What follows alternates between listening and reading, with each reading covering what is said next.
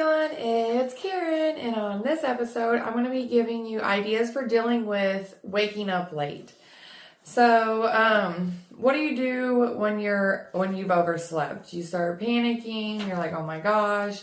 So actionable steps to take right away. Prioritize your tasks, making necessary calls according to, that was an Indeed article that I'd found.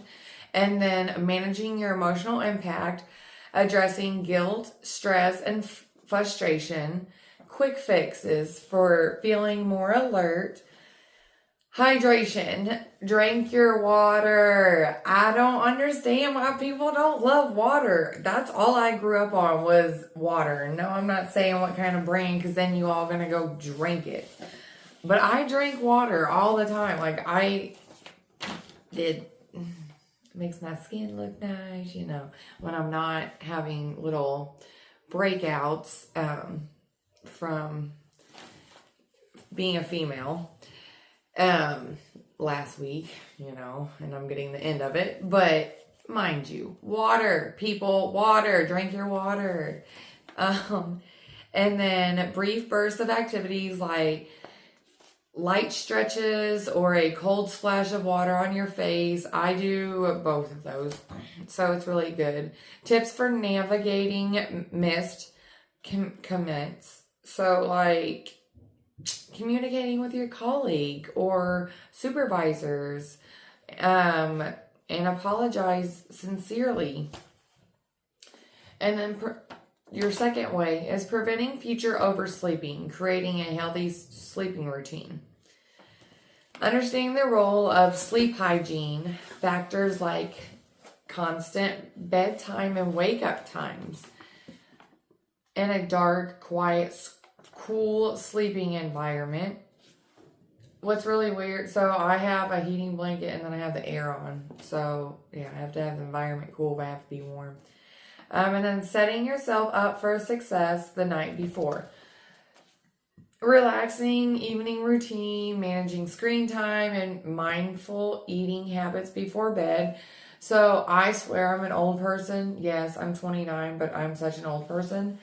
I'm in bed before 8 o'clock every day, like 7:30, 8 o'clock. I'm asleep before 8.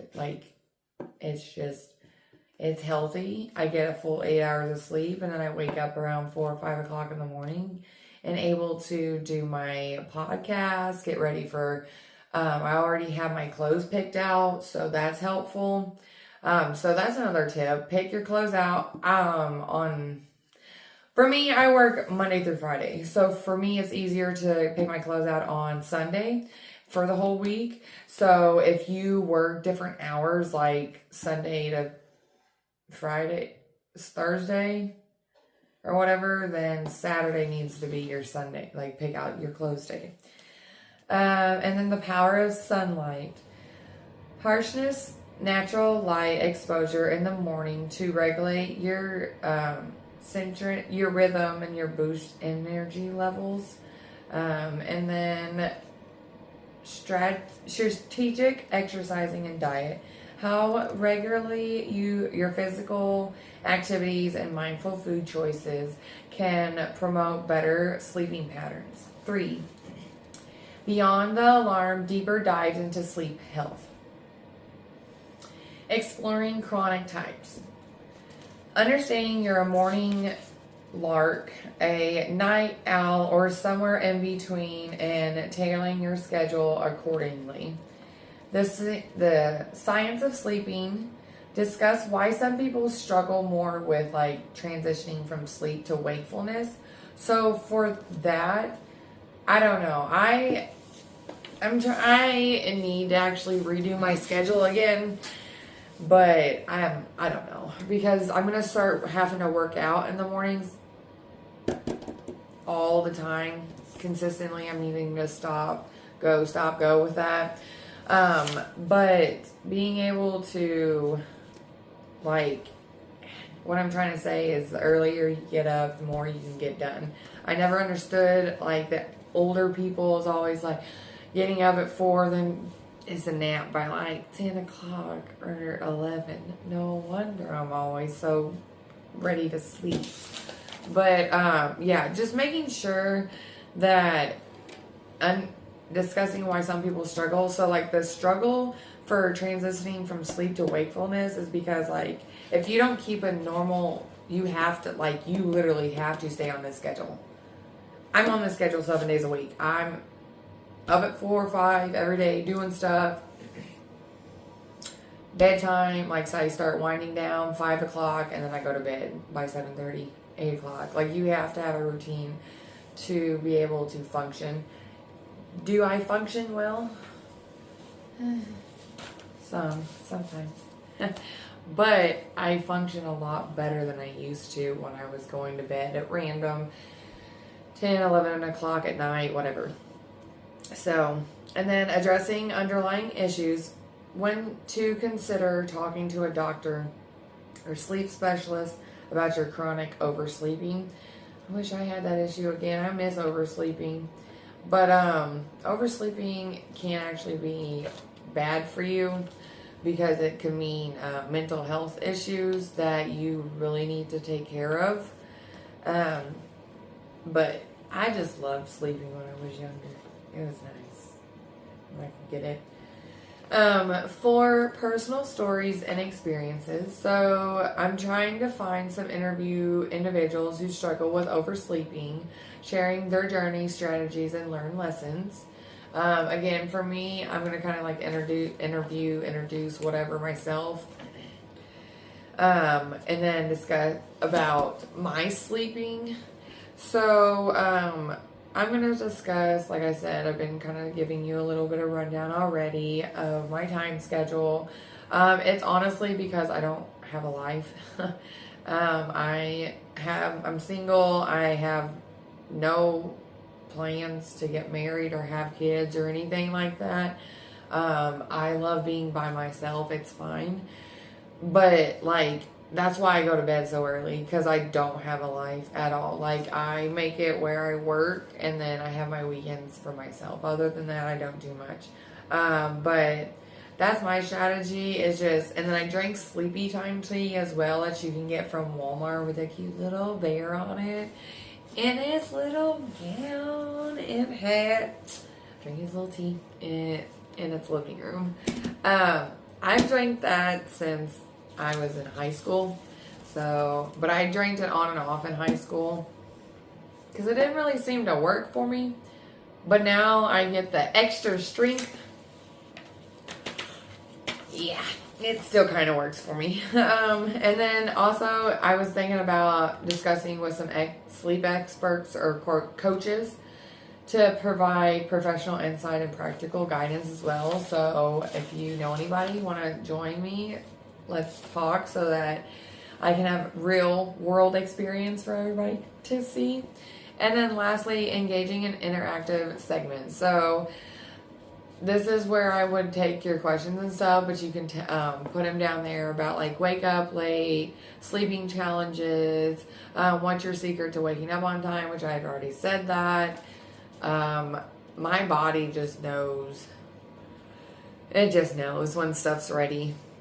So, and the last one is creative strategies for tackling the day after oversleeping. Focus on self-compassion, resetting your mindset, and finding ways to still be productive according to, according to who I found it from and me, because honestly, if you do not stay on a schedule, you are not going to get anything accomplished. You're going to be burnt out. I know from experience. I'm trying to tell you, I'm interviewing myself. I've done this. It's not fun. And then, so these ideas provide a framework. You can choose to focus on specific aspects that I had already talked about. But yeah, just a little bit of ideas for dealing with waking up late. Be more organized. Stay hydrated. Get a schedule. Be a structured human being. A little bit. I mean, not as much as I am. I'm really structured. Like, phone's off by 7:30. Like, I turn them off. No, nothing. Like, it's strict. It's highly strict around here. another reason why I'm single. So, but, no, like I said, I hope that you had learned something from either my research or me. So thank you all for joining. I will see you all in my next episode. Have a good rest of your day. Bye. Hey everyone, it's Karen, and on this episode, I'm going to be explaining anxiety management. Focus on coping strategies and meditation for anxiety. Anxiety management can be approached through various coping strategies and meditation, such as grounding exercise like 5, 4, 3, 2, 1, mindfulness meditation, focus on breathing or body scanning, physical activity like aerobic exercise or yoga, and techniques like deep breathing and processive relaxation. So these methods help you ground yourself in the present, calm your nervous system, and shift your focus away from your anxious thoughts. So I'm going to break down each coping mechanism that I had just explained, like the grounding, mindfulness, meditation, physical activities, stuff like that. So the first one, grounding techniques, the 5, 4, 3, 2, 1 method, is you identify 5 things you can see, 4 things you can touch, 3 things you can hear, 2 things you can smell, and 1 thing you can taste. This is very, very, very, very helpful. It's so, well, for me anyways, because I'm going to give you all a little background if you're all just now tuning into my episodes. I had a really bad childhood. I was abused by my dad. It was just me and my mom and dad. So, had a lot of anxiety and depression and a lot of mental illnesses. So I have dealt with this for going on now 29 years. Well, I guess I'm not really still dealing with it, but not as bad. I'm able to cope now, I guess. So, but yeah, I use the 5, 4, 3, 2, 1 method, and it really works. I'm serious. So if it works for me, I say if it works for me, it can work for you. Because I have a really messed up brain, thoughts. And then the next one is 3-3-3 rule. Name 3 things you see, 3 things you hear, and move 3 parts of your body. I've never heard of that one, so that I might have to try next time I have an anxiety attack. And then the next, grounding also, I'm going to go completely off topic. So I ground, like actually ground on the earth, barefoot, or you can get grounding mats. I can drop that link down below on where I got my grounding mats and stuff. It's amazing. I love it. I got it when I got hurt and had to have surgery and stuff last year. So I've noticed a big change. It helps with your mentality. It helps with pain, because that's why I got it, was a lot of pain that I was having from my injury. So, but yeah, that's another way to actually ground. And then physical activity is aerobics, exercise. Activities like running, cycling, or swimming can release endorphins and reduce stress. Yoga combines physical movement, breathing, and meditation to reduce stress. I did yoga in my associate's degree. We had to do some type of gym thing. It was either go to the gym in our local city or take an online course. I was like, I'm getting a free membership. But what sucks was you could only go so many times. They would only allow you so many hours over. It's really sucked. But I mean, I worked myself. I lost 20 pounds in the first month, I think. I was doing good. I really miss going to the gym. But the next way is your lifestyle adjustment. Regular breaks using techniques like the Pomodoro technique to take short breaks to avoid burnout. So I don't know what that is, but for me, I go to the woods a lot for my burnouts. It's quiet and there's nobody around. That's what I like. And then balance your diet, limit caffeine and sugar, and eat foods rich in omega-3 fatty acids and B vitamins. Another good tip for sure, because I had to do that. And I actually am having to take B vitamins complex for my problem last year. So I can tell a huge difference with taking B vitamin complex. And then good sleeping hygiene. Ensure you get enough rest, as lack of sleep can worsen anxiety. I sleep 8 hours a day and I still got an anxiety, so I don't know. I blame it on never getting to sleep as a child. So, and then lastly is meditation techniques, mindful breathing. Focus on the sensation of your breathing as you inhale and exhale, noticing how your body feels where its stress is held. So mine's in my neck a lot and shoulders. I've heard a lot of people say the same thing. It's their back for them. I don't have back problems. I got neck problems because, yeah, it's got to hold all this knowledge up. No, but that's one way you really need to focus is pay attention to your body. It will tell you when you're done. You tap out, just tap out the day before it, because I get past burnouts. Yeah, so it's not good.